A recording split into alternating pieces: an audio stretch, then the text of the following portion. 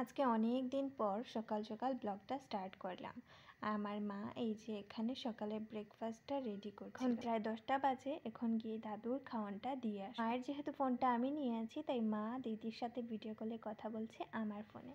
দাদুকে চা দিয়ে এসে রোদে বসে চা খাচ্ছিলাম। আর মায়ের সাথে তো খুনসুটি লেগেই আছে। একটা ডায়লগ শোনো তোমরা।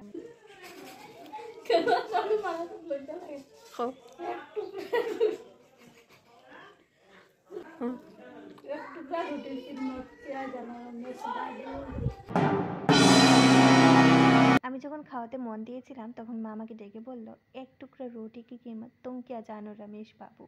আমি শুনে তো পুরো স্তব্ধ হয়ে গেছি। তাই মাকে বললাম, তুমি এটা ক্যামেরার সামনে বলো। অনেক লজ্জার পর বলল। আমি আর মা হাসতে হাসতে পুরো গড়াগড়ি খেয়েছি। মাছ কাকু এসে মাছটা দিয়ে গেছিল, সেটাই আমি কাটছি। মাছ কাটতে আমি পারি না, তাই যেতটুকু পেরেছি ওইটুকুই করেছি। আর দেখতে পেলে দাদুর সোয়েটারটা আজকে আমি কেচি দিয়ে পুরো কেটে দিয়েছি, কারণ দাদু এটা খুলতেই চাইছে না। কেচি দিয়ে কাটার পর অনেকক্ষণ কি বিড়বিড় করে আমাকে বকেছিল, পাত্তা দিইনি। তারপর মা স্নান থেকে চলে আসলো, ওদের দুজনকে খাওয়ান দিয়ে আমি এখন চলে যাব স্নান করতে। আজকের মেনুতে ছোট মাছের করু আর রুই মাছের ঝোল। অবশ্য রুই মাছটা আমিই কেটেছিলাম। স্নান শেষে এসে দেখলাম তিজন ভাতটা বেরিয়ে নিয়েছে, তাই খাওয়া দাওয়া শুরু করে দিয়েছি।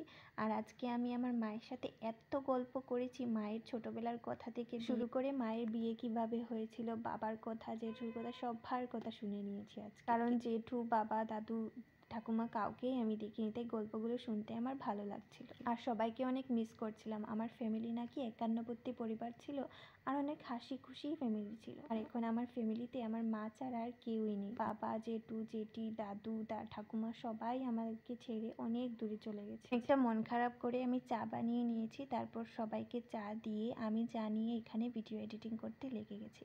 আজকের মতো মিনি ব্লগটা এতটুকুই। তোমরা সবাই ভালো থাকো, সুস্থ থাকো।